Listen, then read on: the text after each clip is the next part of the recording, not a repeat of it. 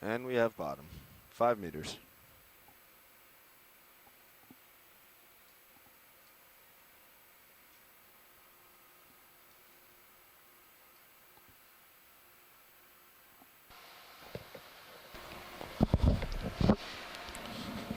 So good morning to everyone out there, either on the chat call, scientists on the chat call and our chat room, and for the public who are listening and watching in on the Okeanos Explorer website. This is Susan Schnur, the Okeanos Explorer, sitting here in the control room. I am a fourth-year PhD student in marine geology at Oregon State University, and sitting next to me I have our resident coral expert, Scott France. Good morning. Professor of Biology at University of Louisiana Lafayette. Today we will be helping narrate this dive to describe some of the biologic and geologic features that we're going to be seeing. We are joined here in the control room by an excellent support team. We have our ROV team consisting of, in the front row, Josh, Bobby, Jeff. That's correct, Jeff. And we're also joined by our video team. And today we have Roland helping us out with our video recordings. And Dan taking the frame grabs in the back row. Yes, we can't forget him. So just an overview of what we're going to be seeing today. We are diving on McMaster Canyon. On the northern wall of that canyon, we're located about 150 miles due east of Staten Island.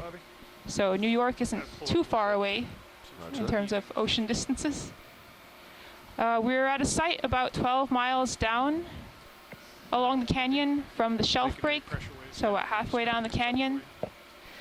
We are going to be doing one or possibly two transects up the steep walls of the canyon. So we're starting at a depth of about 1,324 meters. We're just hovering over bottom now, so the ROV team can do their checks and get ready for this dive. And then we'll be proceeding along the floor and up a steep wall, ending at a depth of about 1,180 meters. So we expect to explore a steep wall with a relief of about 130 to 140 meters. I'll remind you that we do have scientists on shore who are taking part in this dive through a chat log. And we have about 13 people joining us from shore to help interpret some of the biology and geology that we'll be seeing. Looks like we're seeing a, looks like that's a ctenophore that's just moved in front of the camera there. Might have been hit by the ROV and so sort of spinning around, but you could see the reflectance from the bands of cilia that it used to locomote. Sorry, Susan, to interrupt. So just to sort of give an overview of the objectives for this dive, we are looking to study deep sea coral communities and some of the associated organisms that we might find. And studying this will help us improve some predictive models for communities and corals in this northeast canyon region. And we'll also be keeping an eye out for any interesting geology.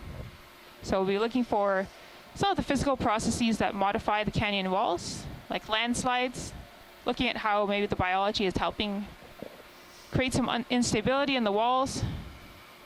So just trying to understand what affects the shape of the canyon as we see it today. And in front of us, we're getting a little closer to the seafloor here. We are on the floor of the canyon.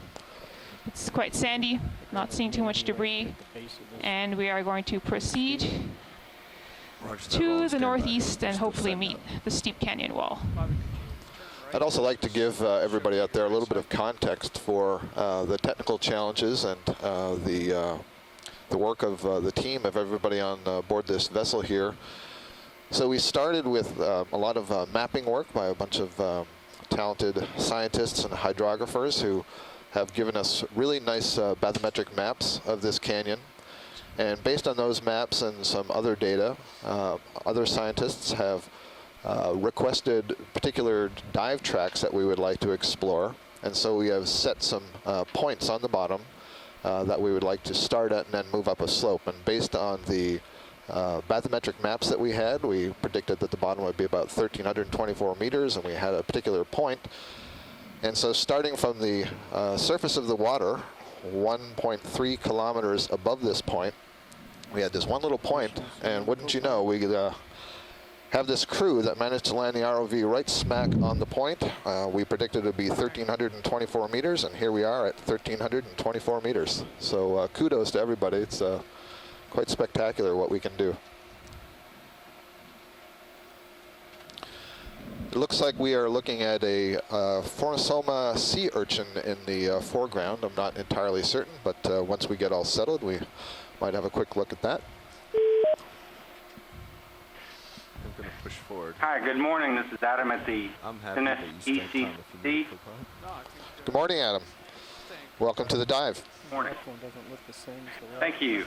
I'm going to have Adam Skarkey from Mississippi State join us here shortly with some of his students, and they're going to participate with us from the ECC here. So that's fantastic. Friday. You're just down the road from where I'm normally situated, down there in Stennis. Yeah. Yep. So this is really nice. It looks like we're about to have a close look here at a sea urchin that's wearing some little white boots. You can see some of the spines there are modified at the tips. And the thought there is that it's a little bit thicker and allows it to move through the sediment a little bit more easily. And I see a cutthroat eel drifting behind it.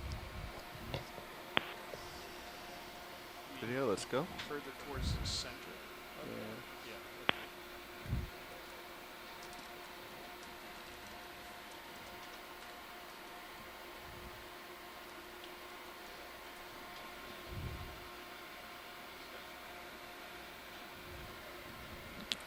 And a really nice close-up here, so you can see the swollen tips of some of those spines. And I guess you could kind of think of snowshoes, allowing you to move your way through the soft snow. So I believe that this urchin is doing something similar, move its way through the soft mud. And you can see that the spines themselves are movable. They articulate on a little base, and there's musculature associated with them, so the urchin can move them back and forth. I'm not seeing any of the tube feet on this urchin, but sea urchins are members of the Echinodermata, along with sea stars and brittle stars and sea cucumbers and crinoids, and all of them have this characteristic of having tube feet. And the tube feet have little suctions on them, and urchins mostly use their tube feet for grabbing food and moving it towards the mouth. But they can move about on these spines. A really nice image to start with.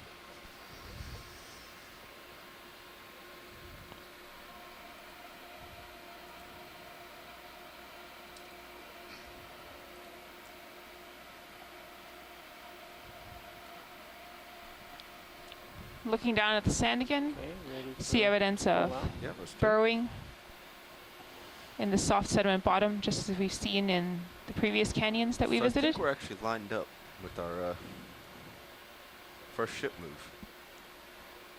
So I think we should probably get that underway. Lasers. Co-pilot, if you would. Not too much rock debris right here, but I suspect that once we get closer to the cliff wall, we'll be seeing a little bit more of that. Video's clear. All right.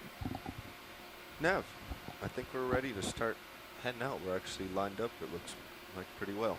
Permission to tight zoom on Sirius momentarily? Yeah, go ahead. Yeah, copy that. Do you want to head straight for waypoint 2, or do you want to come?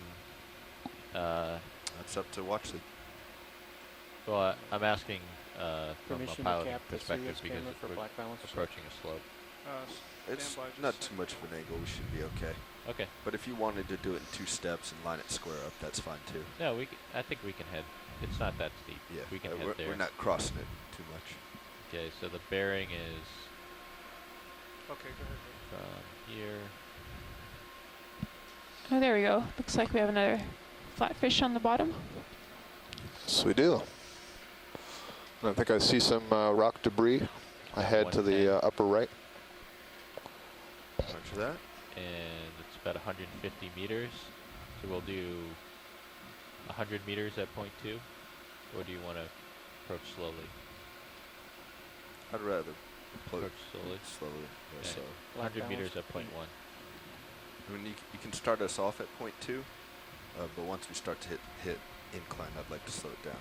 Alright, let me talk. And we have a comment here from Jason Chater, one of our Go ahead, scientists video. joining from shore, and he points out if you look at the Yeah. sediment here, Take it's my fairly camera, light please. colored. Yes. This is likely a Perfect. foram-rich Now that silty you've clay. settled, So this foraminifera are these down. calcium carbonate building organisms that float in the ocean. And so the sediment probably has a large concentration of those, Watch and lead, this is Nav. likely a high sand fraction also. Get a little bit of this. Although, and of course, then, unless we can get a physical slow sample of these this, we into can't dry confirm afterwards. Yeah, you the got it. different size fractions of grains in the Call it out. sediment. let's, Science, this is Nav. go to the eye. Now, I'm sorry, did you ask for science? Yes. I'm here. So we're approaching this wall, and we can go relatively quickly at point 2 over this flat ground, or we can go slower and take our time. Do you have a preference, geology? I'd like to move towards the wall. Then I think we would like to do the same, so the faster speed would be desirable. Thank you. Down the body. Copy that. Thank you. Got it. Bearing 115.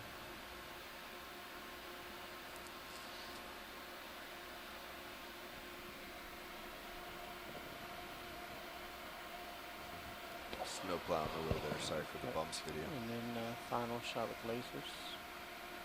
Ready for lasers? Ready?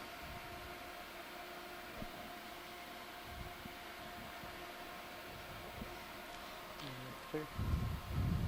And I'll remind Coming up those now. of you who may be new to this video that Bridge, ROV the nav. lasers we just had turned For on what? are spaced 10 centimeters apart. And Uh, so we looked will at be That's using usually those to help us Thank you. get a sense of the At scale bearing and the size 110, of some of the things that we see. for a distance of 100 meters at a speed of 0.2 knots, 0.2 of a knot. See some fishing line on the right side. Yeah. Starting to look Thank like you. rocks, it looks like. Yeah, pilot, Great. we're, sorry, Bobby, we're possible, if we can get a quick zoom as we're moving along on the fish. I understand that we will be moving quickly, so that won't be possible, but initially to get an ID on what we're seeing here. Yeah, of course. Thank you. Looks like there's a potential shark top center and one coming in lower left. Yeah, see the Yeah, it looks like a dogfish swimming across here from left to right, just about to pass in front of the rocks and coming right at the vessel. Looks like the black dogfish that we've been seeing in the canyons on the last couple of days. we're going to clear out of here. Sorry for the cloud there, watch lead. We saw some fishing lines, so I was a little eager to get away from it. Understood.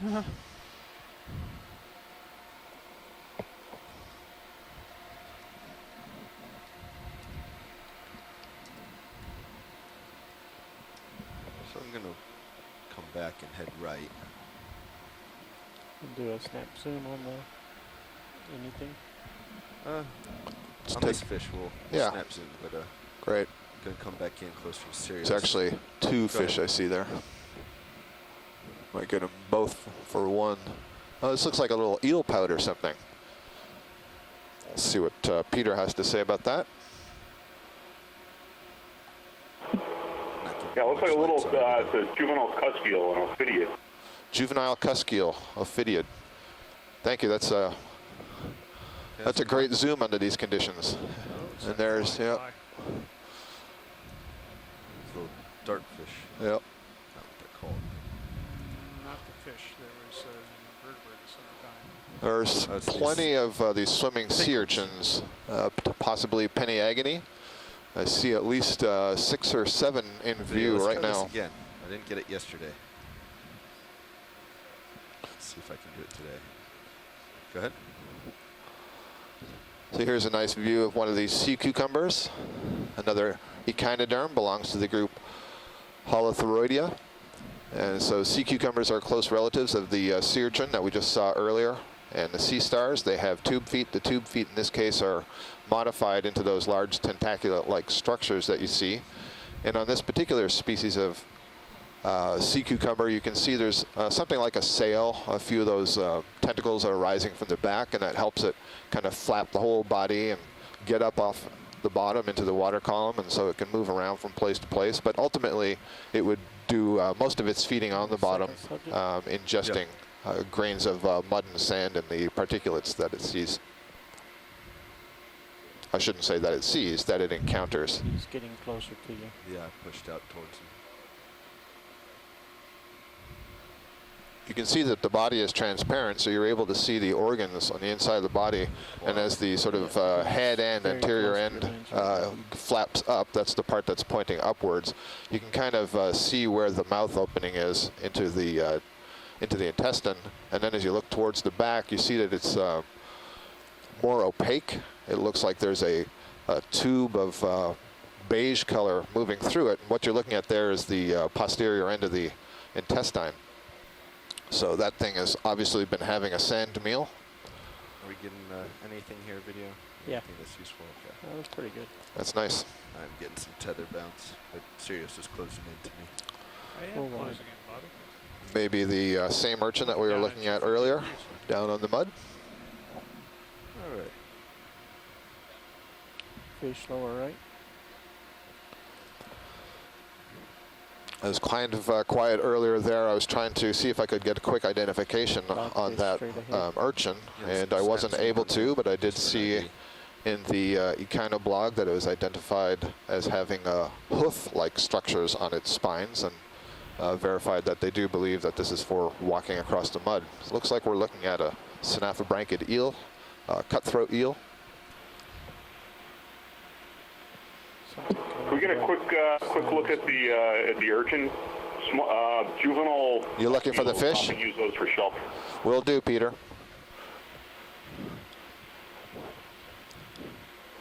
When you're finished with this zoom, if we haven't drifted too far from that urchin, which I can see in the Sirius view is still off to your left and ahead, very often we see that there are very small juvenile cusk eels that will tuck themselves up under the spines of this urchin and kind of move along with that urchin.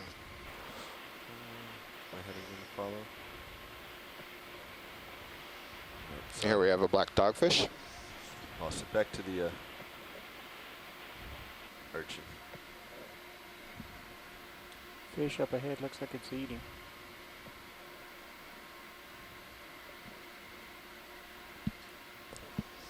I see the white strip that they're referring to. So one guess at the genus for this urchin is Tramicosoma. Tramicosoma.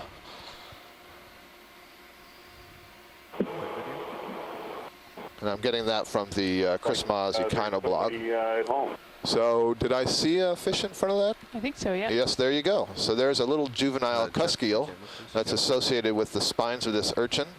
The idea is that it is hiding out from potential predators, taking advantage of the spines that the urchin has. And so it'll just kind of slowly swim along as this urchin motors over the bottom, feeding on the organics. The urchin is feeding on the organics in the mud, and that juvenile fish is just kind of hanging out there until it can grow a little bit larger. Peter, do you know, does this feed on any of the particulates that might be stirred up by the urchin? Or do we know anything about the diet of the juveniles? Well, we think that we've seen them feeding along the edge of the tube feed as the urchin moves over the sediment. Got it. And makes little excursions. Obviously, spines for shelter. This is probably a juvenile Barathrites.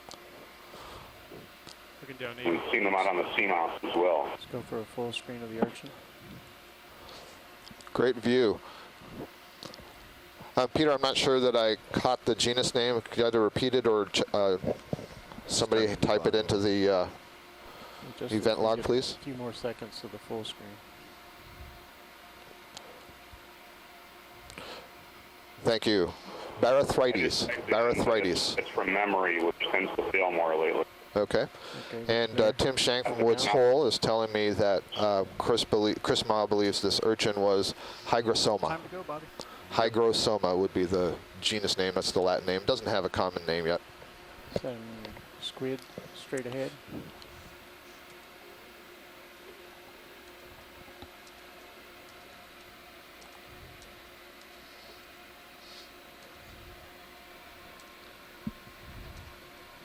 Here's your fishing line. Let's just get a snap zoom from here, see what this pile is. Debris. See if there's anything interesting. Oh, this is interesting. Is this some fishing line Fishing again? gear, I believe. Yeah, There's looks an like it. anemone that's growing on the line, and I'm not sure yet what all those white objects are, but we can see that the line is green. Looks like maybe there's a bag, plastic bag. Yeah.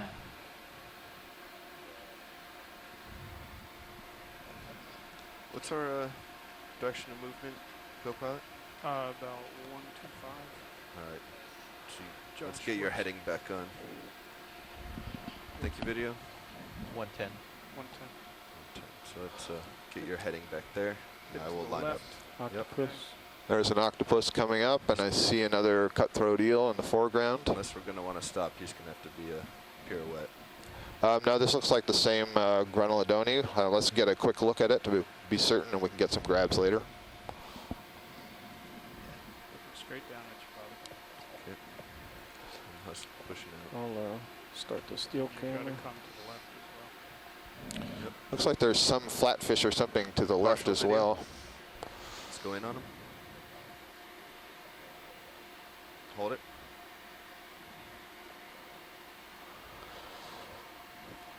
And as soon as Mike gives me an idea, I will let you guys know.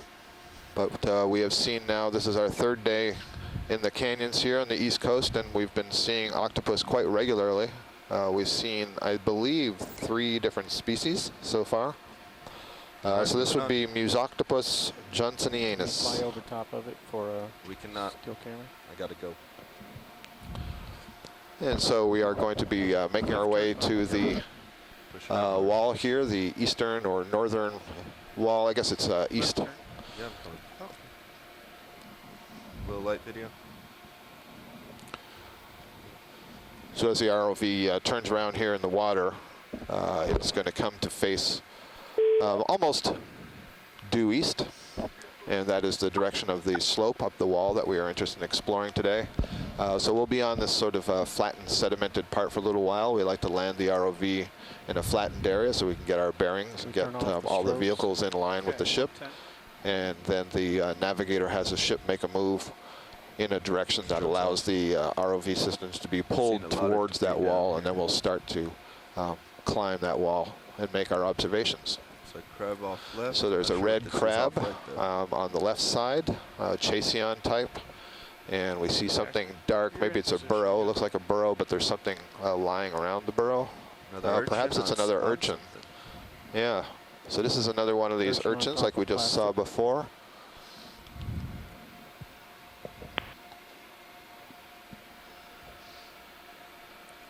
Let's just pirouette around it. Let's go in video.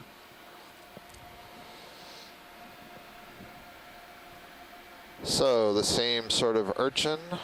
I'm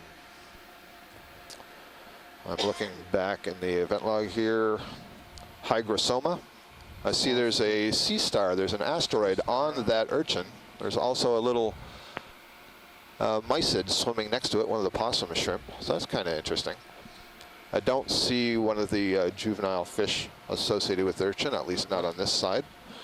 And just as a reminder to the scientists on shore, we have asked to move a little bit quickly at the start here, just so we can cover the distance from the flat part of the canyon floor here to the wall. So it'll be a little bit difficult for us to spend any sort of time looking at the stuff on the flat part in a lot of detail. But we'll certainly go slower once we get to the wall.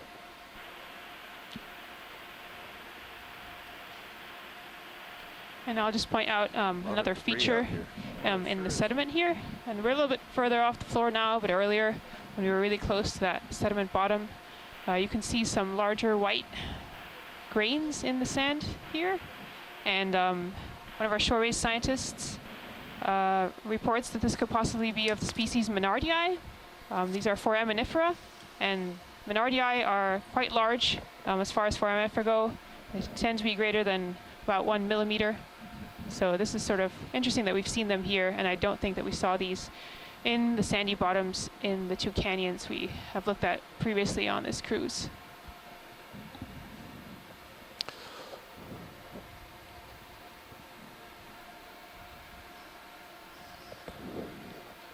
Pause.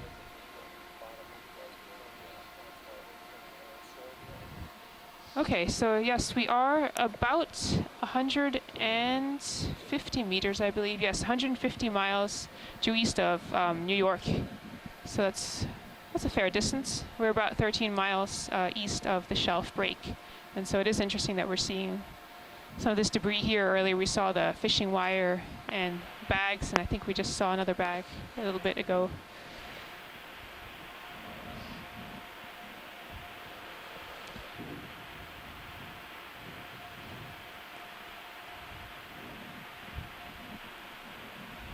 I'm counting 7 different eels there. Can we get a quick zoom of this small black fish right in the center, please? We can try. Yeah, I understand you're going fast. Well, it's more he's out of our light. Got so it. I'm not going to get a great picture. Okay.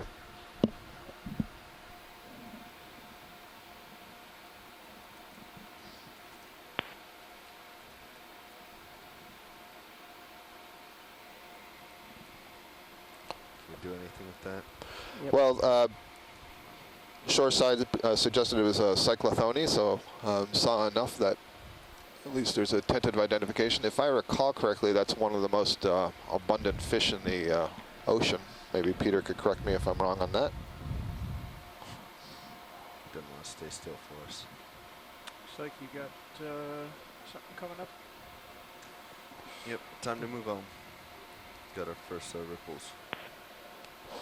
Hey, Josh, let's get the ship to slow if we are Big not slow fish already. on the left. Aha. Looks like I'm seeing the wall in the Sirius view. Bridge, ROV nav. Actually, just bring them to a stop. And I think we are starting to see that wall on our Can we come to a stop, sonar please? here. Thank Looks you. like it's about 40 Ship is meters coming to a away stop. in front of us. Thank you, Nav. More debris. Pilot, when you have an opportunity, we've had a request from shore to have a look at some of the white debris that we're seeing. There's an interest in whether these are discarded bivalve shells. And it looks like that fish that's in the foreground is a new one for the day. Understood. I believe that might be the digitate cusk eel that we saw the other day. We're going to see how much fish biology and taxonomy I'm learning. As we're going in, you can also see this urchin. Mike Vecchione informs me that the common name is pancake urchin, and what you can see behind it is a trail, so you can see where it has come from. Nice indication here. Often we see lots of tracks and trails Go ahead, video. in the sediment, and we don't see any organisms, and here you can see some of the organisms that are creating it. Yeah, I think I'm pretty safe to say that's digitate cusk eel. Dicrolini is the genus name. Thank you for that.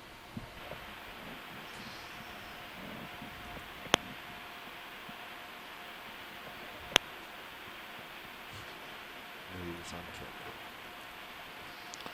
All right. It's going on white.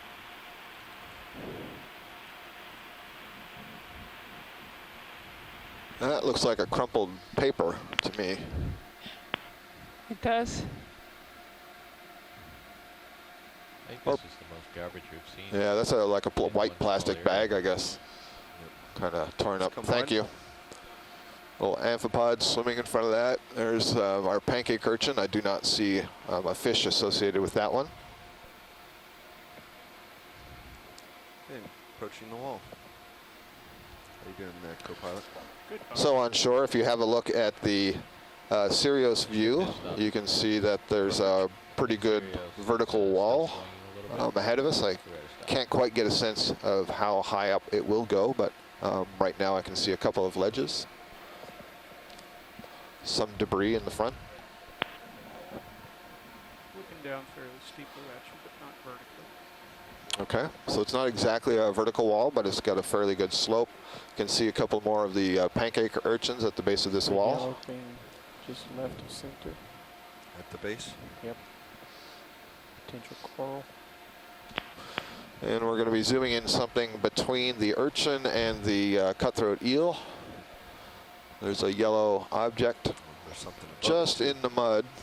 Yep. Yeah, it looks like there might be a limid bivalve, one of these acesta-like bivalves, just above the point that we're zooming in here on the harder slope. It looks again like there's a fair amount of sediment sitting on top of this rock. So maybe when we get in a little closer, we'll be able to look at what this rock might be made of, but we're already seeing some horizontal bedding planes just off on the left side of the camera. You can see that a little bit. Got it. Susan noted earlier that we're about 150 miles or so east of Staten Island, and that's basically, yeah, it looks like a strap, More, an yeah. old strap. Has some brittle stars climbing over it. Brittle stars are echinoderms.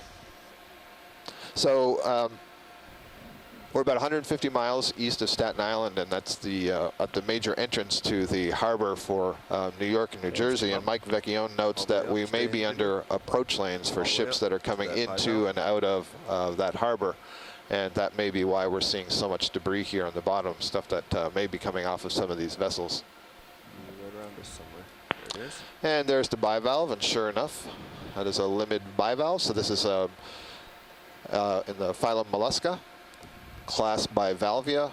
This is related to a mussel. So if you eat mussels in restaurants, you're eating something that's closely related to this.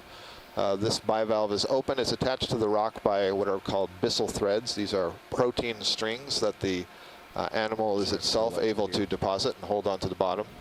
And you can see that there's what look like a couple of openings there surrounded by these tentacle-like structures that are coming off of the soft tissue. Those tentacles would be sensory in nature, so could sense disturbance, perhaps are sensing the water flow that comes in. And the two openings, one of them allows water to be pumped into the inside of that bivalve, and the other is for ejecting the water. And that's a filter feeder. I also see a squid lifting off the bottom to the upper right of that bivalve. So the bivalve is a filter feeder. It's extracting organic particles out of the water column. And I'll point out that as we look at the base of this cliff here, there isn't a clear scour moat. So if we had strong currents coming through here, they would whip around these corners and might dig out a small depression in the sand just around the cliff face. And we don't see that. And there is a fair amount of sediment sitting on the face. So I think there's some evidence that we're not having very strong currents. And I imagine that if there were stronger currents here or above, that some of this fishing material might get carried away too. But it's all come down and settled here. Go ahead. So we have an eel, and that is perhaps the cusk eel that's drifting. Looks a little bit like the one that we just saw on the bottom a short time ago. Okay. Sure. The squid that we had a brief appearance there may have been ilex, an ilex squid, short fin squid. This is the commercial squid that is quite abundant here on the East Coast. I did not. We'd have to be a lot closer. Looking at the cliff face, it's It gives fairly me white, something to has adjust somewhat of with. a chalky texture. So yesterday, much deeper down in the canyon we'd explored, we found a Is that the tall same? chalk wall. That's much better. Thank you, co-pilot. I'm sorry, is that the same fish that we were just looking at? This one looks like a hake to me. The one in the middle? The one in the middle that's swimming towards the right. I think that's the same one we've been Is it? following. Scott, I think that's different. That's a Yeah. the blue hake. Yeah, that's what I thought. It looked like a hake. Strata. Great. So that's a blue hake. This is perhaps our fourth or fifth fish species of the morning.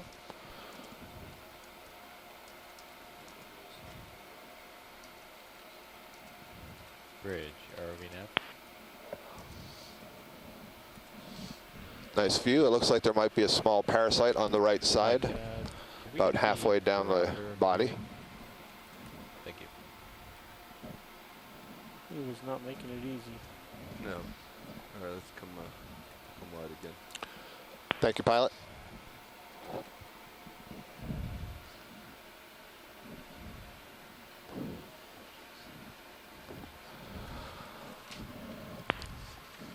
So as we saw yesterday in our dive in Hendrickson Canyon, the lower parts of the wall here look pretty clear of biology. Don't see too much on them at this point. One of the things we observed yesterday is once we got up a little bit off the bottom on the wall, which is taller than what we're looking at here, we started to see lots of cup corals. And as we traversed even farther upward, the wall itself was about 200 meters high or so. Once we got to the upper third of that, we started to see a pretty rich density and diversity, not density, a rich diversity of corals, octocorals. Get But we were the deeper barometer yesterday than we are in yep. today's canyon, so it'll be interesting to see what differences we observe Set this in for both the Yes. geology and the biology. Roger that. Let me just Several set this up. eels in the water column here and on the bottom. Is there a lot of currents? There's a fair amount, not overly whelming. Copy. There may be some flytrap anemones tucked into the crevice there, or else more of those bivalves. But no, those are anemones. So you have some flytrap anemones on the bottom, more on the flat part of the rock than on any of the slope part of the rock.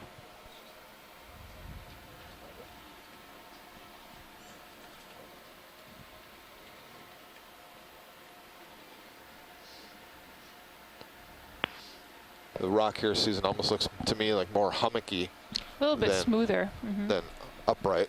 That's true. On our previous dive yesterday, we came up a steep cliff that had some sharp faces, and so far this is quite smoothed. All right, everyone, this is Josh in the pilot seat. Hello, Josh. Welcome to the pilot seat. Welcome, pilot. So just let me know if anything catches your eye. Will do. Thank you. Josh, I'll just remind you, you've got all 4 swing arms out. Copy. All 4 swing arms out. If we could possibly get a zoom on some of the small black fishes, and they're small, so I think they're in the water column. I'm getting this from shore. I didn't notice them myself at this moment. Okay. There may not be any immediately. Zoom on this fish, Roland. Looks like it has a couple of, I was going to say it looks like it has a couple of parasites. Yeah, there's certainly one on the left side there. Yeah, he's running away. I think that's another hake. Alright. So we're looking for the small fish in the water column, not these Correct. eels on the bottom. Right, we've seen these eels. I'll let you know if we see some others. And I don't think we see that small fish now. It's just if it happens to come into view, let's get a look at it. Copy. Alright, I'm going to continue panning to port and move up this wall a little bit.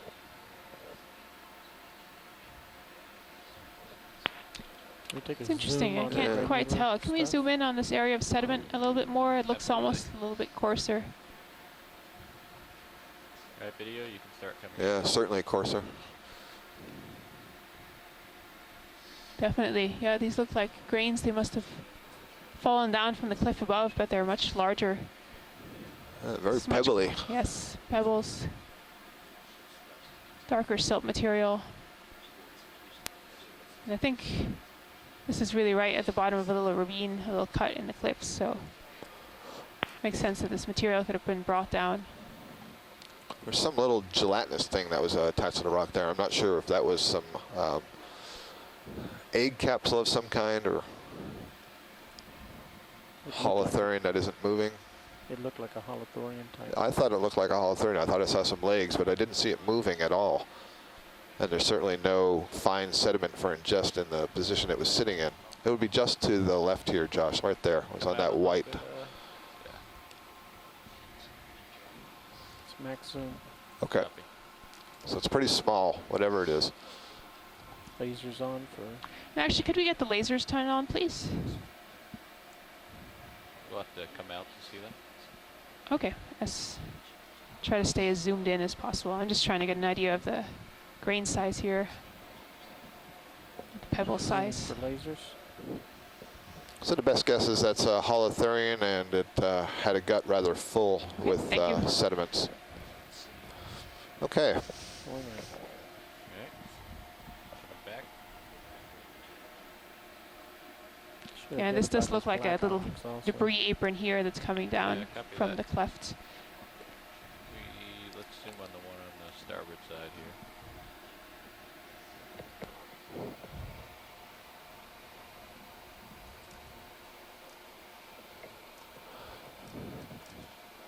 couple of Not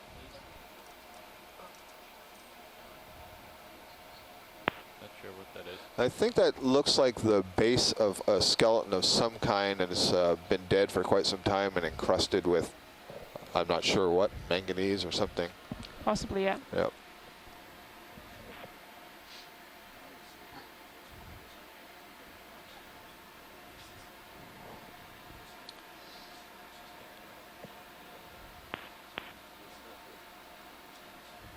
See the white object on the rock on the left.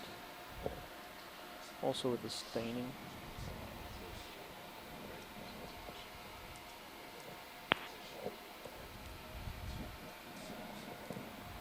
Okay, we can try zooming on this white object.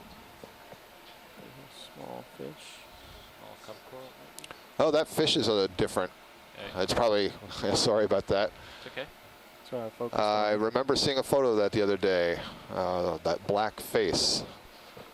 Black chin something or other?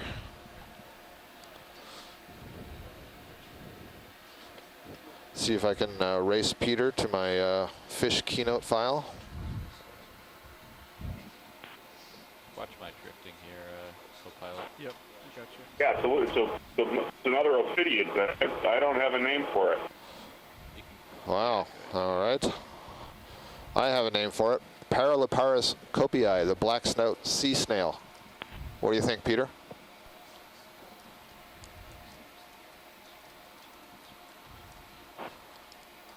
So if this is a sea snail, and it sure looks like the photo that I had in my data sheet here, kind of a gelatinous body.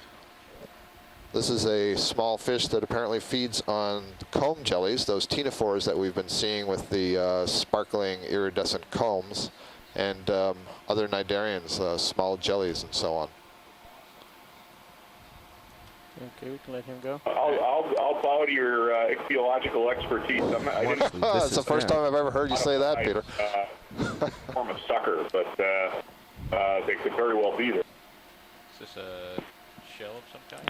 Yeah, See. this looks like perhaps it's one of the limited bivalve shells, the ones that have that orange interior, You can come in tight. tumbled off of the wall. Watch lead Nav. Nav, this is watch lead. Did I hear you correctly? You said snail? Snailfish. A snailfish. Okay. All right, thank you. My pleasure. I suspect that's more the shape of it. Okay. Okay.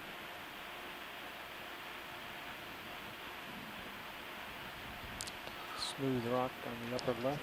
You look good, Josh. You got Nav, birds I'm sorry. around you. A sea snail was the name, but it is a fish. Sea snail. Correct. Not at all related That's the to, common name.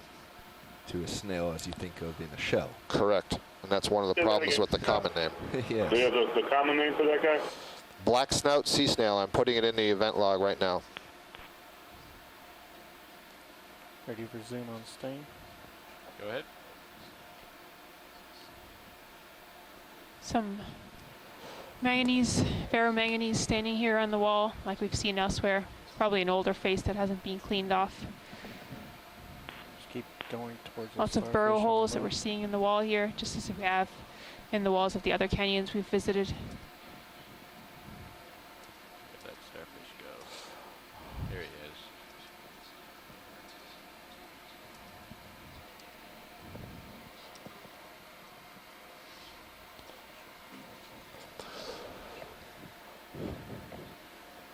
All right, so we're seeing an asteroid sea star here. And this is an Echinoderm. And so it has this spiny skin, which is what Echinoderm means. It's got a bunch of calcium carbonate ossicles that are fused together to form the skeleton. And you can also see spines coming up off the back. The mouth is oriented towards the substrate, so this would be feeding on prey from the underside. It has tube feet running along the arms. Those tube feet have little suckers on the end that it can use to attach to the substrate. And if you've ever seen these in shallow water and pick them up, you'll see that those tube feet are quite active and can hang onto your hand pretty good. We saw one of these in the canyon yesterday, and I will call up the name here for you in just a moment. Cup coral. Neomorphaster. Neomorphaster forcipatus, perhaps. Yeah, Scott, do you see it right 3 o'clock or so there? Is that a cup coral or anemone or something? The little orange spot? Yeah, so. The white. Oh, this one, yeah. So this is a cup coral. Screen right now. This is, let's see, as we zoom in, There's something on trying it. to see if there's any tissue, trying to see if it's alive. It doesn't look like there may be Yeah, looks good. living Dead, tissue on dead it. in the film, huh? Well, I'm not sure that it's dead. Are the lasers still on? There, no. Yeah, it probably is. There's some debris on the top, and I don't actually see any of the withdrawn tentacles. But it does look like a desmophyllum cup coral, the phylum Cnidaria. And we saw very dense patches of these cup corals yesterday, especially in underhanging ledges. So it's quite possible we'll see some as we go up. It looks like there may be a couple of other anemones here just underneath this eel that is passing through. And above the lasers that you see, those lasers are 10 centimeters apart from one another to give you a sense of scale.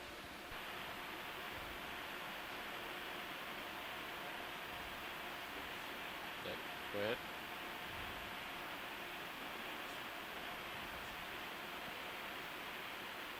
And here's another cup coral. This may be a different species. Is this possibly a Giovannia as opposed to the desmophyllum? We'll see if there's any scleractinian experts on shore who can share that information, but it is certainly a cup coral, and you can very clearly see the tentacles arising from the coral here. Very often when we encounter these corals, the tentacles are withdrawn, so it's a little bit hard to see that it is an animal that is essentially resembling a sea anemone, but it produces that hard skeleton made of calcium carbonate that it sits on.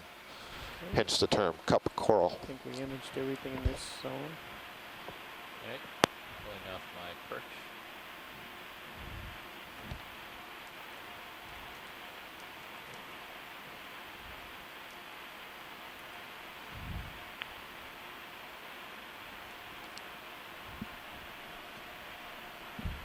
So looking at the wall here again, I'll note that all the surfaces seem very smooth and rounded. We have yet to see some of the sharper break-off or brittle failure zones that we saw yesterday. And this, also looking at the debris, the talus slope here, it's evidence that this wall is being modified slowly or on a smaller scale. So small pebbles are breaking off and falling down, possibly by burrowing, so bioerosion. But that's the main process of modifying the geology here that we've seen so far. In looking at our HYPACK screen here in the control room, this is the screen that shows the bottom bathymetry with respect to where the ship and the ROV system is. I can tell you that we haven't quite gotten to the steeper lines of topography, or bathymetry, I should say. And so the wall, we anticipate, will be steepening up a little bit more than what we see here now. Still not too much growing on these dislodged parts of the wall. This looks like the hake that just swam through our view again. The blue hake, Antemora. Interesting view of this piece of the wall that's given away on the Sirius camera. Looks like a kind of a pillar. You can see it a little better there. What direction are we going to advance? Just a little bit to your right, 112. All right. 20 meters. 20 meters.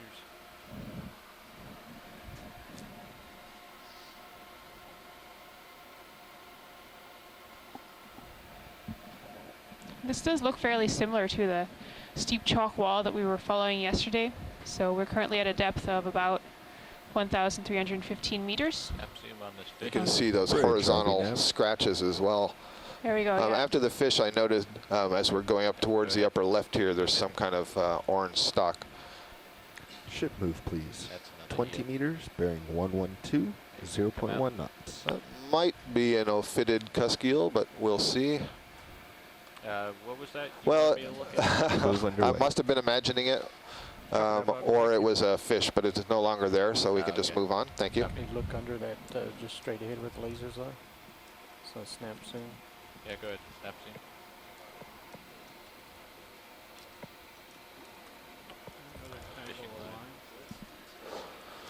So fishing line there, and we see a couple of anemones that have attached themselves to that fishing line. The anemones are fairly small, but it's a little bit hard to age them, so it's, we can't really use them to say how old that fishing line, how long it's been there. I also see two of the pink sea urchins on the fishing line, crawling over that line. There must be some bacterial and other organics that have accumulated on the line, and the Urchins are probably feeding on that. These peak urchins belong to the genus Echinus. So a relative of the pancake urchin that we saw earlier, much smaller, pink in color. Those ones don't have the hooves on their spine. It'll be a while till I catch up to you. Alright, I'll start coming to starboard. And moving along. As we're moving along here, I'll just make another comment, thinking about the broader scale geology of this entire region rather than just the canyons. We do see sedimentary layers that crop out in many of the canyons, and that's actually one of the reasons why these canyons are so geologically interesting.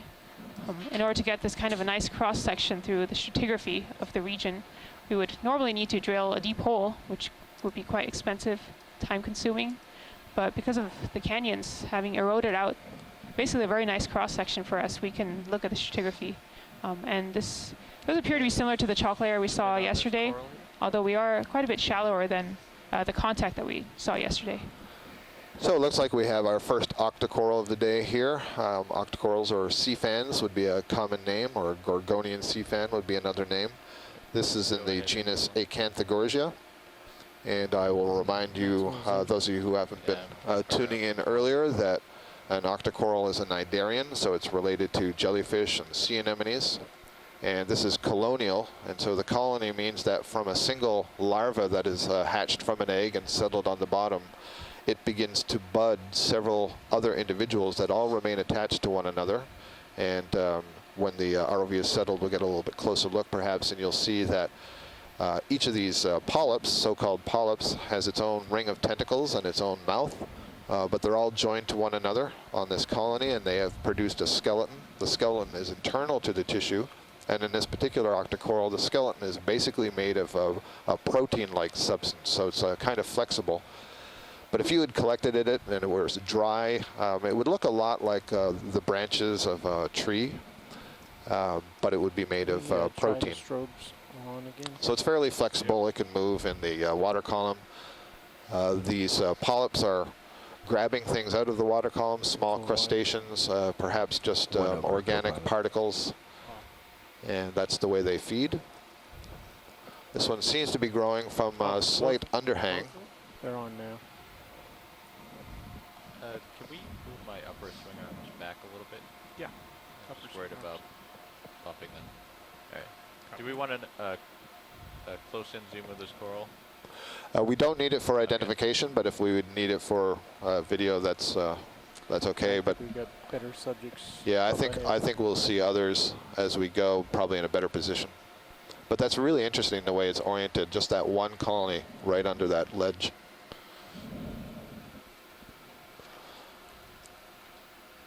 So far, not much growing on the more vertical surface of this wall. If you have a look in the Sirius view, which should be on stream 2, you'll see D2 looking at this vertical section of this wall. It almost looks like it's in a little bowl curving around us. That's good. If we can get a quick zoom, I think this is one of the small black fish we were talking about before. It might be Cyclothone. Beautiful. Nice image. That's terrific.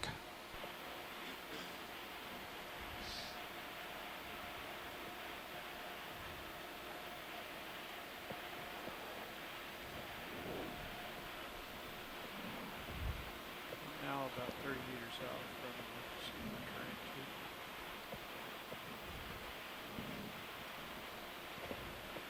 That's good. Okay.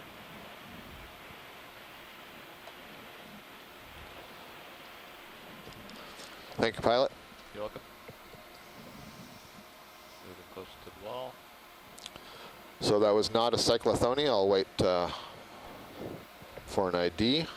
Something buried deep in my brain is saying dragonfish, but that will only serve the fish people to give me a real ID.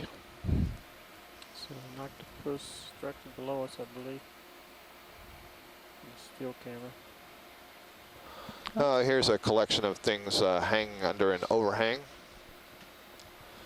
Looks like possibly some bivalves, anemones, maybe some cup corals, but we'll get a closer look and let you know. a similar habitat to what we saw yesterday, where most of the organisms were living in these overhangs.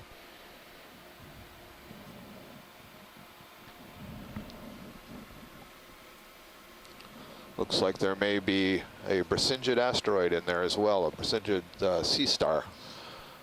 There absolutely is. So this looks like tucked deep in there, there's a collection of these limid bivalves. So I see 1, 2, 3, 4, 5, 6, 7 or so.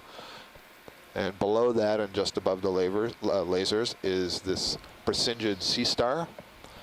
And then there's a stony coral next to it, possibly Selenosmilla. So as we get closer, I'll give you a better explanation of the biology of this collection of organisms.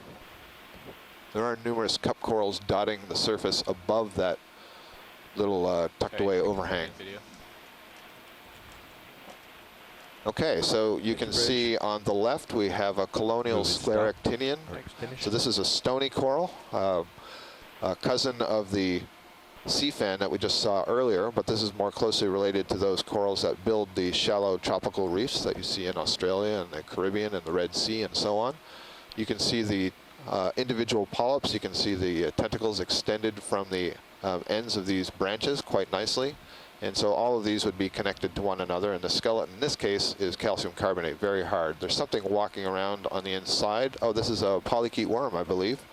Probably a unicid polychaete, where it is known that there are polychaete worms that are closely associated with these corals. Perhaps this is Lophelia, not Selenosmilla. I'll let somebody on shore tell me about that. I know the octocorals better than the stony corals.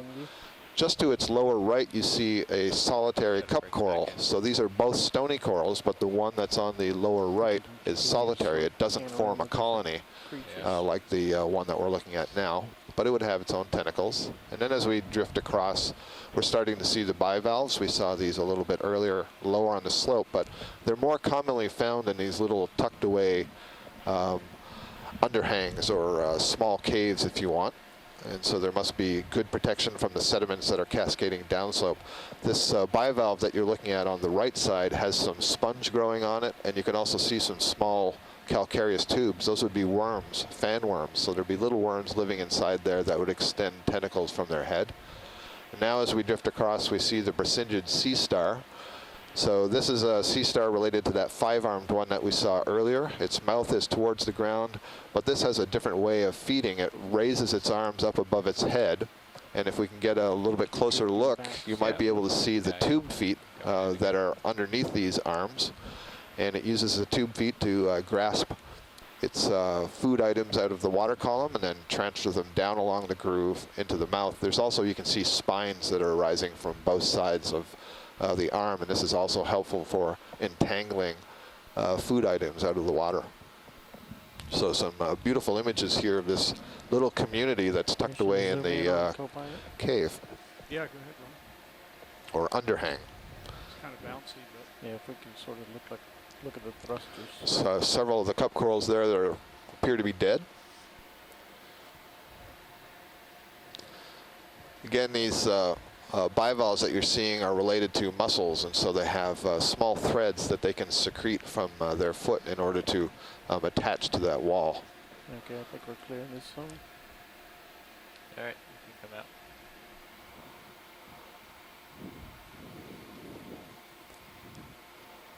So a nice little spot there filled with a few different kinds of organisms.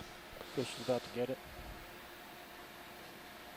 There's also some sponges on the wall. There's a shrimp swimming through. You can see the large pleopods. The pleopods are those leg-like structures that are at the back end of the animal on the thorax that it uses to paddle its way through the water column.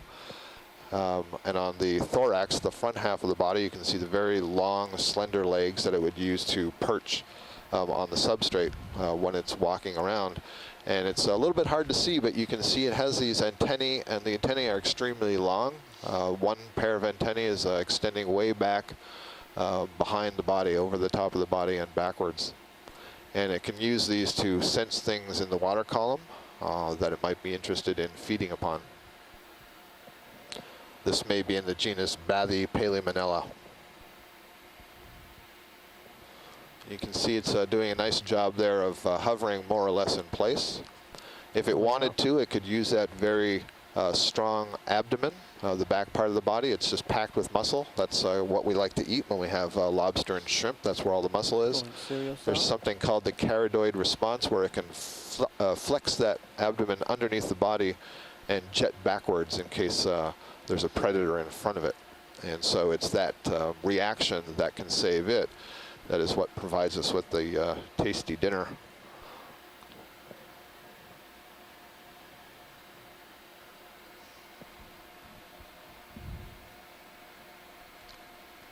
Looks like there might be some more caves up there in the distance. I can't tell quite yet on the rock face. Josh, I'm stopped here, and you're basically right under me, so you're tethered up. Look around, go up. Oh, there we go. Those were overhangs.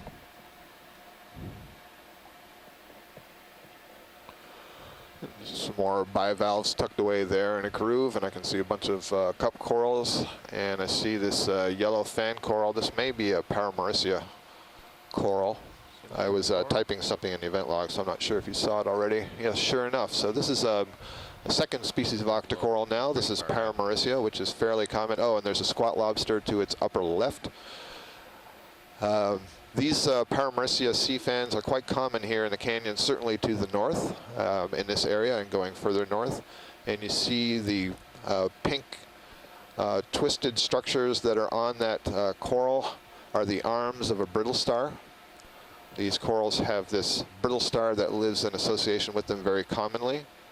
And the hypothesis is that it is feeding off of materials that are landing on the coral, and so keeping the coral free from other organisms from fouling its branches.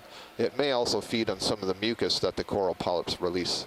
This is a benefit to the coral, so other things don't overgrow it, and it's a benefit to the brittle star because the brittle star is up in the water column where the currents are a little bit faster, and so it's getting some food.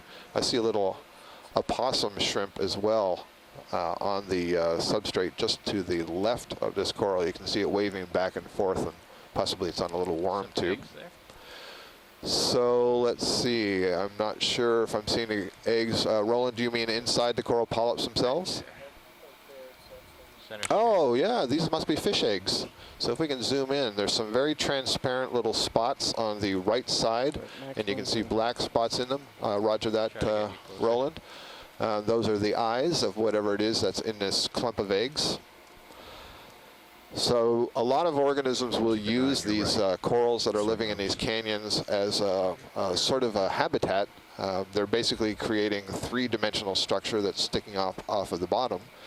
And if you don't want to be fouled yourself by the sediments that are descending through the water column and piling up on the bottom, then it's to your advantage to climb up onto these structures. And it's a lot like forests, trees that are in a forest. There are a lot of different organisms that will use those trees. There's actually two different clumps of eggs. I see one now above the arm, just on the left side of the screen of these eggs. So something has come across this coral and found it a good spot to lay its eggs, deposit the eggs, and then move on and leave the eggs there to develop on their own. And I suspect that this is some kind of fish. Is that a little squat lobster up above, too? Yeah, there was a squat lobster on the back side, Brian, on the rock wall, right? Is that what you're referring to? Yeah, there's also a small snail by him, too, on the wall. Yes. So, very nice. Full line. So that's a good indication that these corals that are growing on the bottom are serving as habitat structure for other organisms. And so when we talk about protecting some of the corals, we're also talking about protecting the other organisms that live in these canyons and that may use the corals as a habitat for themselves.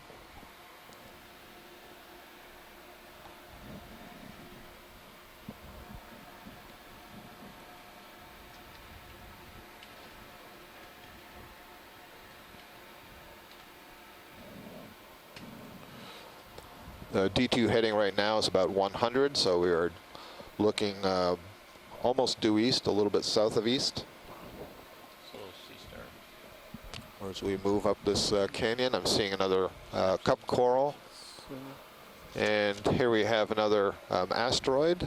This is a new species, I believe, for our cruise. We haven't seen this in the few days we've been out here. You can see that the arms of this asteroid are greatly reduced. And I suspect we'll be getting some opinions on the identification of this thing shortly. If we can get a good view of it, that would be quite helpful. Maximum zoom. Thank you. Copy that, Roland. So this is the maximum zoom that we have for this thing. Look clear. Yep. And so this has 5 arms. It would have the tube feet under there in the arms. It's just that the arms aren't extended into the long arms that you may be used to on seeing on some more common sea stars.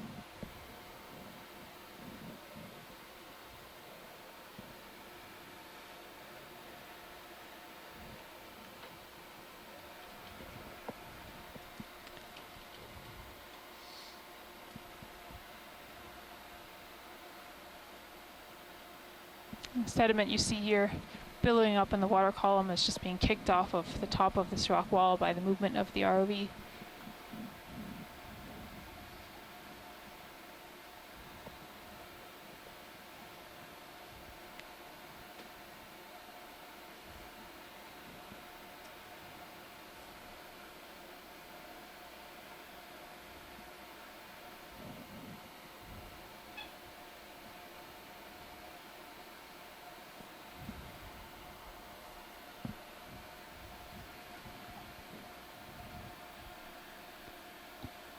Something moving in the water column ahead of us, 2 things. Shrimp and a swimming sea cover, yep. Let's get this shrimp. He doesn't disappear into the cloud. This looks like that same Bathy paleomanella that we were seeing earlier. Got the nice images of. We're good on this guy. Okay.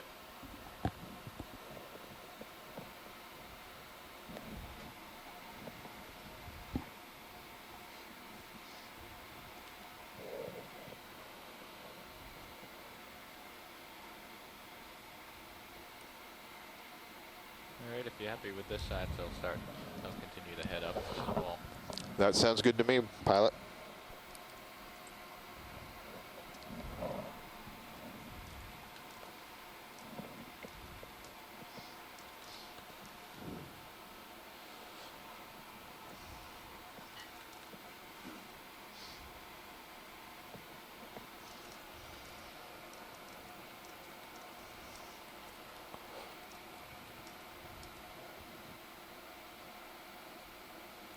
The view that you're seeing now in the ROV is looking a little bit down, back down the wall slightly. It's down, so if you're finding it sluggish. The heading that will be moving upslope is more to the left of this view.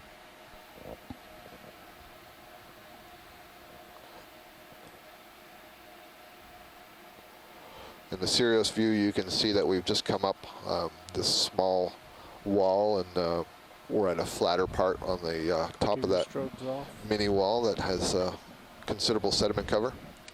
Looks like a lot of shells or shell debris that is in the sediments here. Oh, the white material here? Yeah. Yeah, we were early. It's hard to see at the scale. Could also be fragments that are coming down from this chalk wall. That looks like it. Some of the finer particles, again, could be these foraminifera, these single cells, planktonic organisms that form calcium carbonate shells. And when they die, those shells, also known as tests, can settle to the sea floor. And in some cases, if there's enough productivity, will build up thick limestone layers. In this case, it seems more isolated in the sediment here. In the Sirius view, you can see that this small ledge above the wall that we just climbed that's filled with sediment is now reaching an area with some debris, and there'll be a little bit of a wall behind that, so we'll begin another step up in a few minutes.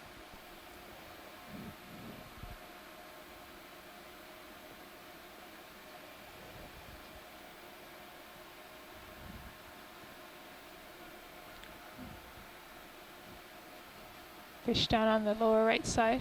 Not sure we saw him before. Yeah, I might not be able to get him. He's running away.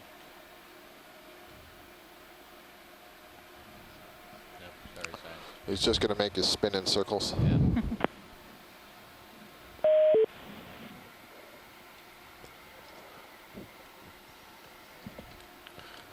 Again, a nice view in Sirius of the somewhat like a bowl-shaped feature that we're moving into here. Looks like we've moved along sort of this nice contact between the sediment that's covering the bottom of the canyon and the steeper chalk wall.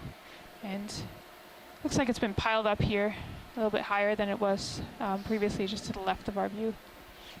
We're moving along the canyon, and we'll eventually start moving up it as we get closer to it now.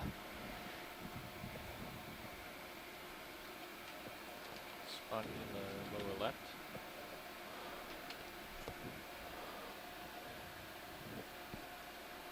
This part of the wall looks a little bit more clean. And you can see a sponge growing just above the sediment line. Looks like it does have some accumulation of sediments on it. You can see some of the brown markings. It's an interesting looking sponge. I don't think we've seen one that's looked quite like that. Really, really honeycombed. There's two of them. There's a smaller one just below it. Thank you. All right. Going up. Yes, this area does look a little fresher. Yeah.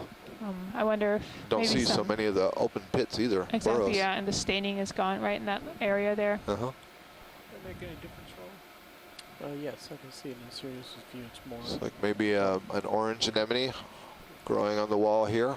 Didn't seem like there was There's much something, rotation. there's a red something or another to the left of that anemone. I can't tell if it's a small shrimp or if it's a little stock. You're just about to get there with the lasers. Yep, go ahead. And that is a single polyp coral. Very interesting. So this is kind of fascinating, and what might be a sponge or a tunicate above it.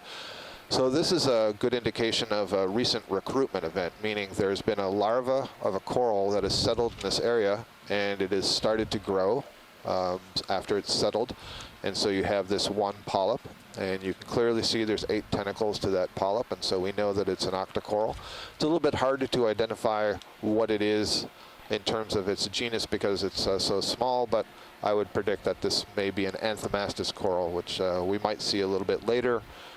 Basically, they have a shape kind of like a fist on a wrist and would have several more polyps. So these octocorals are colonial, and so that one polyp that you see there will undergo asexual reproduction to bud off a second polyp that will remain attached to it, and then each of those will bud again, and so on and so forth, till you get a whole colony of these polyps attached together, and that's what forms the coral colonies that we're observing.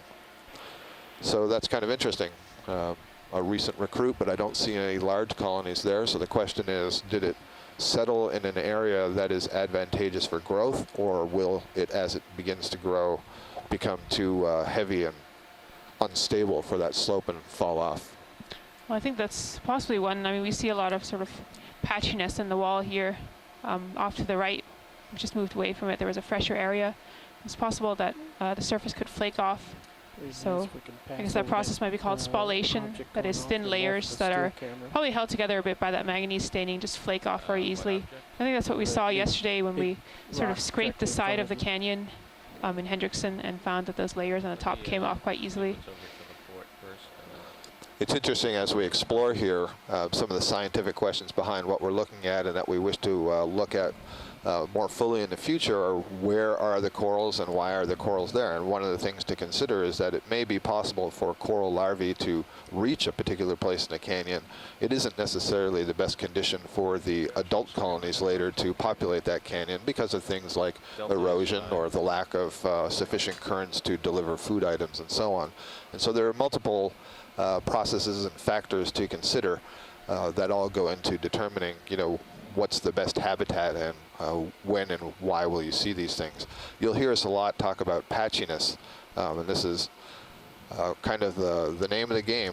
It's a very patchy environment down here. Sometimes you see lots and lots of these organisms in high density and quite a lot of diversity, and sometimes you just see 1 or 2 or 3. And so our challenge as scientists is to understand better why that's the case.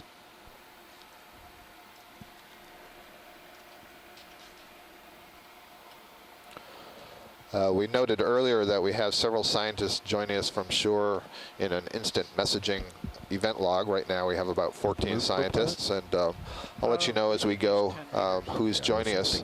One of those is Amy Bako-Taylor. Amy is a deep sea coral biologist at Florida State University, and she's making an observation that perhaps there's too much sediment here for some of these corals to survive. We've noted when the ROV gets close to the wall and we spin away fairly quickly that the sediments are resuspended fairly easily, so they're quite small and lightweight. And a lot of these sessile organisms aren't able to keep off heavy coatings of sediments that may be falling on them. They do produce mucus to get rid of some of the lighter stuff, but if there's too much sedimentation, that'll be a problem, and especially for young recruits.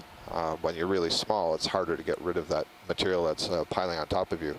So we see another asteroid sea star here on the wall. This does look a bit different from what we've seen earlier. Zoom on the star. Yep, I'm coming over to it. Just settling out. Also an urchin to the right of the lasers. Oh yeah, good eye.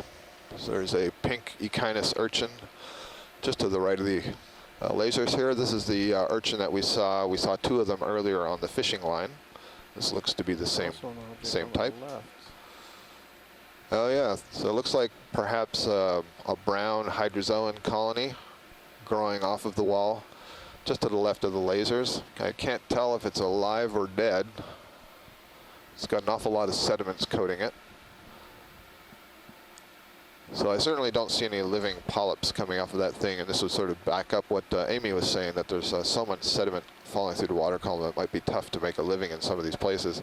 And that might explain why we see, when we do see some higher densities, they're tucked underneath ledges where there's a little bit less falling from above.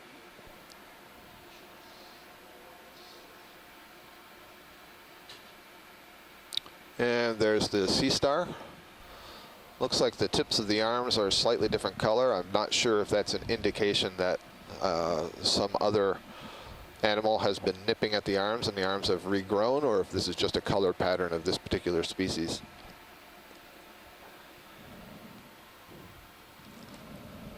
So the asteroid sea star has tube feet running along grooves on the underside of those arms, with the mouth oriented right in the center of that disc. Yeah. And quite a bit of current here from the starboard. You're drifting in.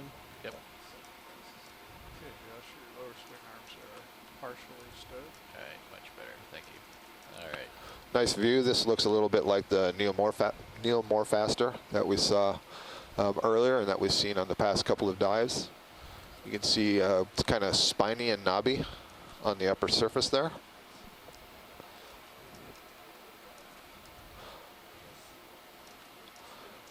And this sea star is perfectly capable of moving along the bottom.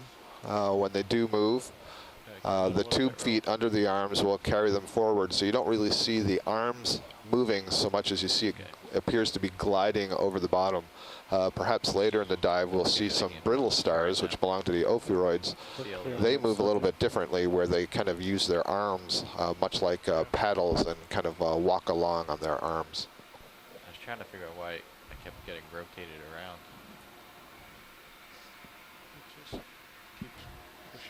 I'll just point out on this view that you can see nicely these horizontal streak marks that we also saw yesterday in Hendrickson Canyon on the chalk wall that we were observing. From right to left, Yeah. Beautiful view on Sirius. Not much Almost else. looks like it's oriented a little bit, like you were saying yesterday, the wall seems to be oriented outwards a bit, so kind of overhanging us as we go up. Yeah, I guess It's that's a little hard to tell. not surprising. A lot of these layers here are supposed to tilt slightly seaward. That's sort of the general dip of all the layers, slight angle seaward, so that could be one reason why we're seeing that angle.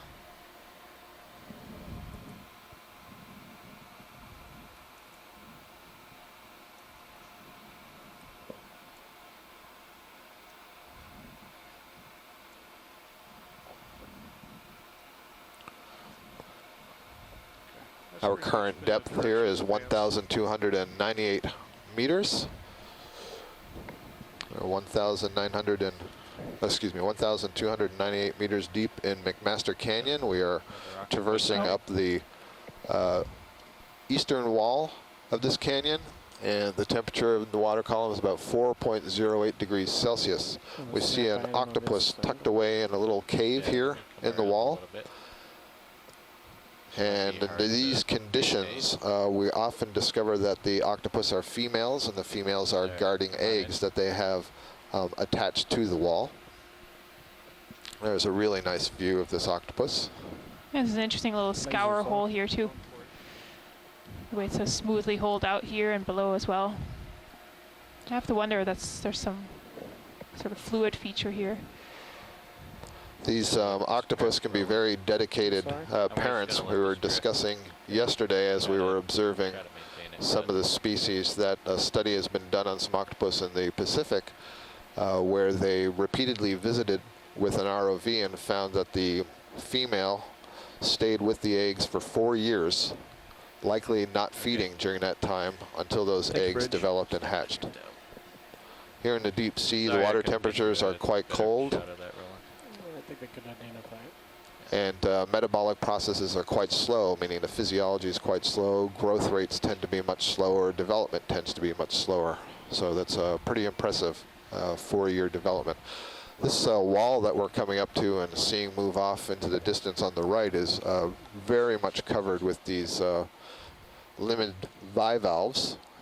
Interestingly, you see some of them that we're just passing on the left do seem to be tucked under an overhang, but most of them here are right on the exposed part of the wall. There's another one of the Lophilia or Selenosmilia colonial octocorals there on the lower part of the wall, slightly to the left. And then drift to my port. I also see another Brasingid asteroid, and we're going to be zooming in on asteroid Sea Star. That's oh no, we're going to the sponge. Start on the starboard and work port. Very good. So we're going to start on the starboard side here, the right side of your screen, get a close-up look, and then we'll sort of move up back towards the left and see some of these organisms that we've passed over. So this is a glass sponge. A glass sponge belongs to the group Hexactinellida. Top of the sponge. And you can see that this sponge is accumulating sediment on its upper surface. So another indication that sediment is tumbling down over this wall from the water column. We can see that there are some brittle stars clambering over the sponge. That is certainly not uncommon. Sponges often have a number of different associates with them. Here we go. You can see 2 on the upper surface. Sponges are filter feeders. They basically have a set of pipes that are plumbed through them, and they have cells on the inside that have flagella associated with them. The flagella beat and will draw a current to be sucked into the sponge. It will pass over some of the cells that can capture food particles, very small food particles that can be ingested. There's also a snail on the side of this sponge. On the right side, we can see the foot extended from that snail. You can see the white shell. The fleshy part of the snail looked reddish-orange in color.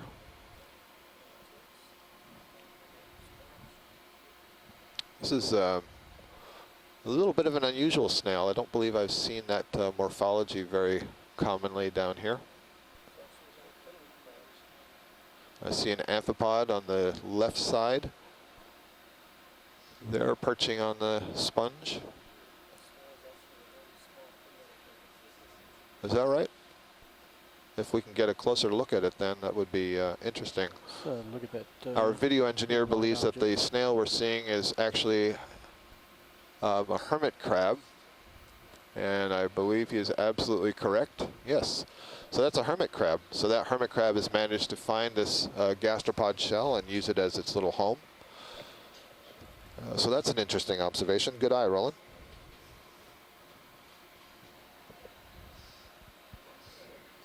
We can see the tentacles waving. I can very clearly now see the legs on on hermit crabs. they will have 3 pairs of well-developed legs, and then the other 2 pairs of legs are much reduced and tucked in underneath the shell and are used to hold the shell onto the back of the crab and to clean out the gills and so on. We're going to swap video engineers. Sure. Susan, we were also noticing this yesterday, that coming out of a lot of the burrows on these walls was a lot of this green-brown flocculent material. And it appeared to be mucus strings that are binding up some of the sediments and other detritus. Yeah, that's interesting. I wonder if organisms used to be attached to those holes, sort of attracted that mucus there, and then fell out, leaving the mucus behind. When you're ready, video, we can zoom in on the Sea Star. Back up a little bit, get some more light.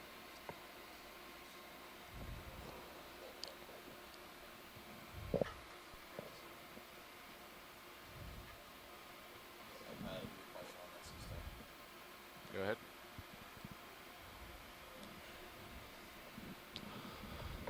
Looks like yet another different species of sea star here next to the limid bivalve.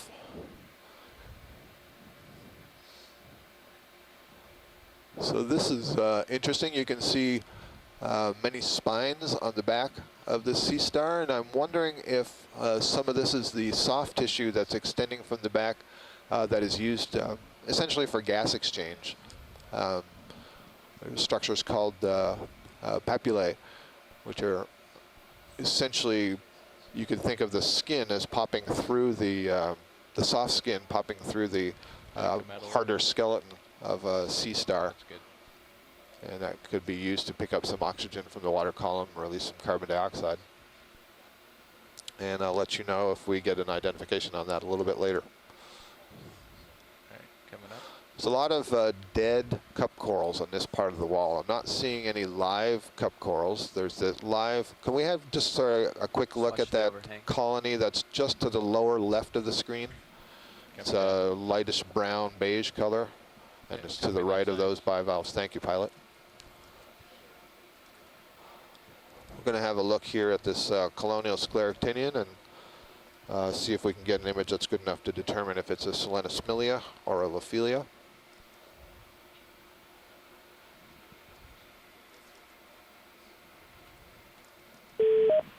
Alright, come in video. Hello. Hi, is that Chris? This is Chris Ma. I was just noticing your very nice gold starfish. Yeah, so was I correct, or is there papillae that we're seeing there, or were those spines? Okay, come in. You are partly correct. Okay. A lot of the fuzz that you're seeing is probably papillae, but okay. the spines you're seeing are kind of papillae. This is, I think, they're low fatter or another more rarely seen starfish called Ribolaster. When they're alive, their body surfaces are inflated, so it's often difficult to tell exactly which one is which. But a lot of what you're seeing there is I can see it in the still. There's these inflexible kind of towers with spines, and they emit off the surface. This is probably closely related to like Solaster, which is that big multi-armed starfish that preys on other sea stars that you'll see probably at some point. All right. Terrific, thank you. It's very interesting. I don't think I've ever seen this species alive as a living observation in the Atlantic. Oh, that's fantastic. It's difficult to find from collections, but yeah, there's a great collection of different species that you're seeing on this wall, including that nice persingid over to the side there. Absolutely, yeah. We've got already a nice little diversity. Neomorphaster, the color pattern is typical for that species. Oh, great. Okay, so I'll stop saying that the feet have been nibbled on. But it's a good call to make sure that you don't know what the variation is like and all that. So, but very, very exciting dive so far. Looking forward to seeing more. I'll sign off and chat in again when I see something as it comes up. Thanks for chiming in, Chris. Being live. Thank you. As Chris was describing the sea star that we had just seen earlier, and we zoomed in, I wanted to let Shore know that, I saw Brian Kinlan noticed it. I saw a squat lobster just in the background there. So actually, can we zoom in sort of towards the bottom of the screen? We're seeing this distinct white layer.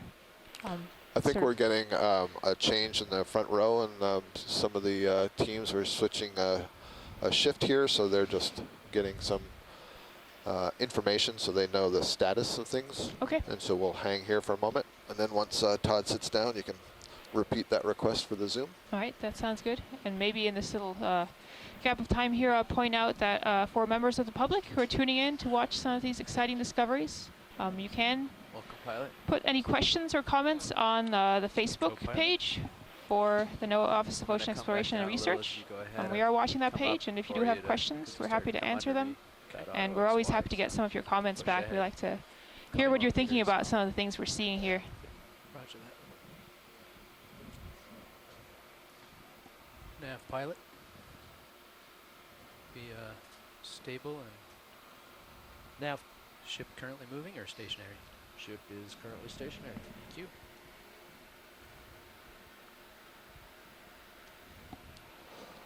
Watch leads. This is pilot. We've made our watch change complete, and we are ready to continue along. Okay. Thank you, Todd. Welcome to the chair. I think Susan here had a request. Yes, I'd like to look at that layer that's sort of on the right side of the screen now, bottom right. It's disappearing, but if we can move right, see there's a distinct white layer sort of sandwiched between sort of a darker upper and lower margin. I'll work it back over there. Thank you. Do you like your swing arms? I'm noticing there's this dark spot that keeps showing up. And it was especially distinct to the right.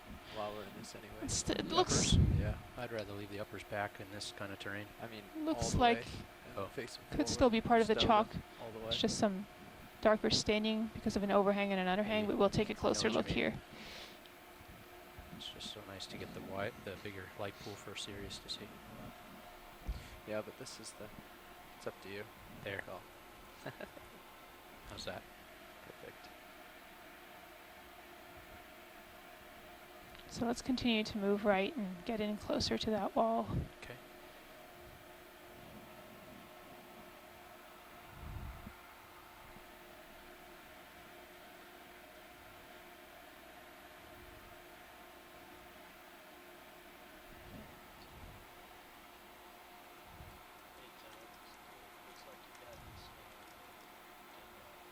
Okay, Dave, thanks.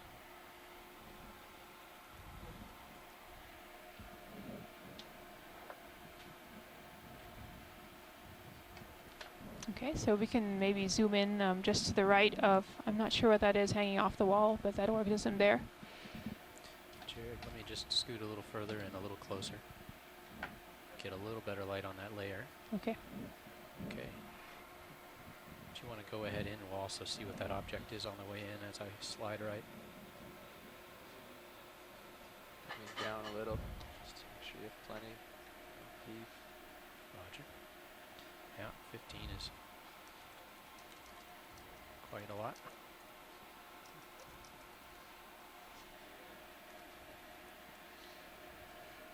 So it looks like on the bottom it's just a boundary that's marked off where sediment has piled up, so maybe there's a slight change in slope.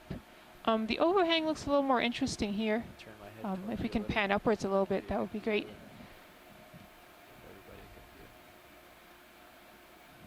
We're seeing a little bit of layering in there. It still looks like the same chalk unit that we've been coming up, but there's a little bit more structure in it, possibly more resistant than what's surrounding it, so potentially a little bit harder, less porous. That's a really nice shot there of that thin layering in the wall. You want to go tight on the, I guess the overhung little piece? Is that what you want to see, Susan? The Yep, layering? that's exactly right. Thanks. Good.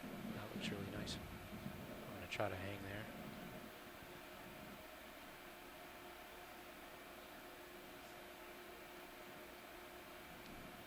And again, if we were on land here, geologists would immediately get a hammer, break that area off so we could get a fresh face.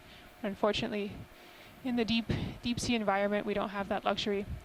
But I think we are seeing a little bit of layering poking through there. Are we sliding in, or are you just spinning? No, I'm spinning and twisting with the heave of the ship. Okay. the ship's been pretty solid. I'll keep an eye. It hasn't wiggled. It's got a pretty good black ball where it's been. I'm actually farther away now. According to sonar. Okay. You're trying to keep it almost 20 meters away, is that right? Yeah, I'm just Looks trying like to keep we're it about 15 right now. I'm 17. keeping this marker so I can keep an eye where All it right. moves. Well, that was the shot that I needed. So we can zoom out and move So along where if you're that ready. Marker is Okay, Jared, we're ready to come wide. 16 and a half. Okay, watch leads. What's the overall plan? Are we going to continue to zigzag up like we did yesterday? I think that is the plan. Let's move along, move upwards along the wall. And we are hoping to have a second transect coming down, so I think we'll try to make as good time as we can. Okay. Coming up. Just as well as you scoot left. Looks like we have almost maybe 70 meters of steep terrain before the contours start to flatten out. Does that sound right to you? That sounds about right. So based on our dive plan, I had estimated about 130 to 140 meters of relief here. I'm not sure. I think we've come possibly about 20 meters. I'd have to check that. It's been like an hour here. That seems Susan, about right. is there, when you get a chance, is there any update on what the weather situation is looking like, just to think about how much dive time we might have? So the last that I had heard of the weather situation is that it is going to get worse later in the day. I think we will be able to finish our dives today, but it's possible that we'll have to sort of stay in this area tomorrow instead of moving on to another canyon. So at least the last that I've heard, the weather should hold for the rest of our dive. But I can confirm that for you later. Great, thanks. Right. Close to the So he came over and zoomed on a couple of the bivalves, but I don't know if he got a zoom on the octopus or not. Do we want to see the octopus, everybody? Or did we get enough cephalopods yesterday? We can never have enough cephalopods. Let's try to get a little closer then. Nav, pilot, have we got an update from the ship recently about the weather and the barometer? No, we have not. What I was going to do was wait till the top of the hour when they get an update, and then probe them to most recent. Okay. Have we been maintaining a steady communication about a bailout plan with the bridge today? Every hour or so? We just called them a few minutes ago and discussed it. And and we also got that as a turnover item from the previous. So great. And everything checked the chart. So today's an easy one. We get blown off if things go bad. Yesterday was a different situation. Exactly. Yeah. Do we know if this is the same octopus we were looking at earlier, or have we moved up, or? I believe this is the same. I think this is the same one. That looks like the same cave as far, yeah. Okay. Because we just moved right and now we've come left again. And okay. We're going to continue up the slope. Very good. So we want to do a quick zoom while I've got the light in there? Sure. Yeah, we got a zoom on it before, but it's kind of dark. I think it's better lit now. Perhaps we'll be lucky enough to see some eggs. It's getting close to that nose. Okay, Jared, you want to start partial?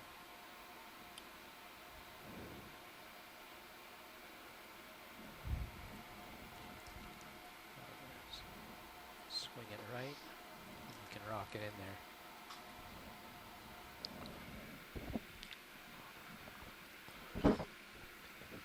You can see various amphipods swimming in the water column in front of this octopus. The word from our experts on shore is that this octopus looks like Granulodone vericosa.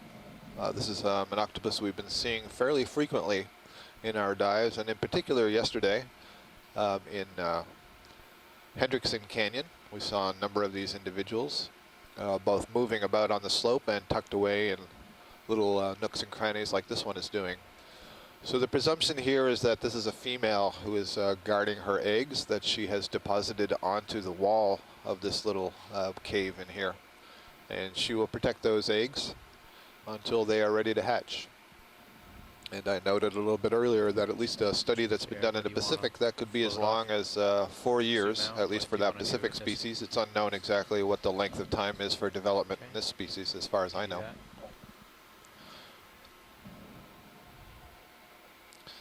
Thank you. That's good for us when video's ready. There's a couple of sponges, both white sponges, and there's some interesting reddish-orange colored sponges growing very close to the wall there. Work our way up. You bet. I was speaking with one of the ROV team just a few moments ago, Josh, and he noted that a little earlier when we were trying to image some of the things on the wall, they were getting a pretty strong current coming on the starboard side. And I'll check with the crew here, see if that's the case, and if that's true, that means that that current would be coming from offshore up the canyon. Unlike yesterday where I think we were noticing a current that was coming down canyon. Any comments on that, ROV team? I would agree with that, but it's pretty subtle right now. I'm not feeling a whole lot of push. Copy that, Todd. Thank you. So we have a subtle current that's coming from up canyon rather than down canyon.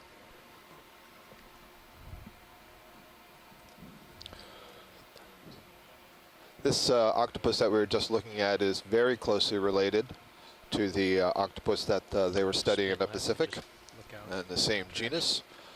And so it's probably a good bet that they have similar development times, so that prediction of 4 years might not be too far off. It's actually a fair amount of current. So that is a rather significant investment of parental care. Have we been over here on that feature, that crack, that fracture? Fissure. Do you see the Sirius HD view, Susan? Oh yeah, That's that is very nice. impressive. Just looking over there, yeah. On stream 2, you can see the high definition camera feed from the Sirius camera sled, which is approximately 18 meters or so above the Deep Discoverer ROV, and you can see the nice lighting. You can see the conditions that we're flying across right now on this canyon wall. It almost looks like that lower big slab there broke off. I guess you can't see it quite as well now, but the top outline of the slab matches up with a break-off point a little bit further up the cliff. Looks like it may have broken off and just slid down the wall and then stopped at the bottom. Okay, on tether there, Jeff. And then of course everything is smoothed over. Immediately after it happens, we would expect to see sharper surfaces, but everything's so smooth here from the bioerosion, small scale physical erosion. Lowered down to In terms of the biology, still on this wall, we're not seeing much in the way of large megafauna. The term megafauna refers to those animals that are large enough to be seen in photographs. And so I'm not seeing a lot of large sessile organisms or even mobile organisms, things that would walk around on some of these walls. But it's entirely likely that if we were to look up really close, there would be a number of worms and small crustaceans and so on, possibly small anemones and hydrozoans and sponges that are kind of embedded in some of the sediments or in some of those burrows and so on.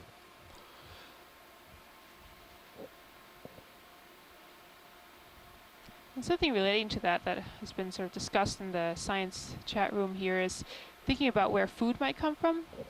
So this canyon is actually fairly small. If we look at the continental shelf here, there are only a few very large canyons that actually cut upward onto the continental shelf, whereas many of them start slightly further down on the shelf. So if we think about supply of sediment and nutrients coming down, the larger canyons can get material off the shelf, but the smaller ones may not get that.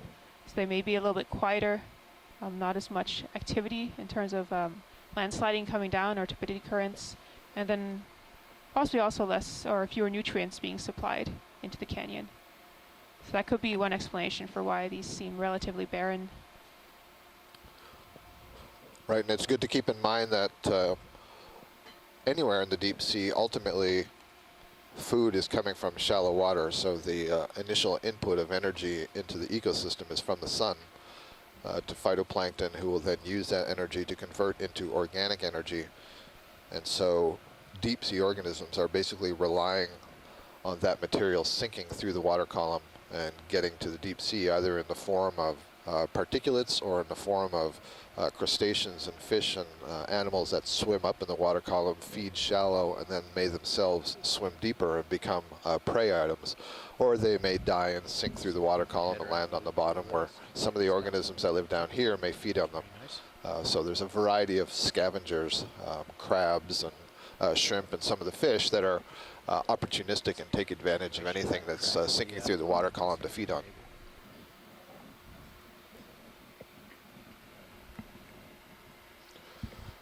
So a little orange spot there in the center, that's probably an anemone. I'm starting to see the top. Zoom on anemone. Yes, please.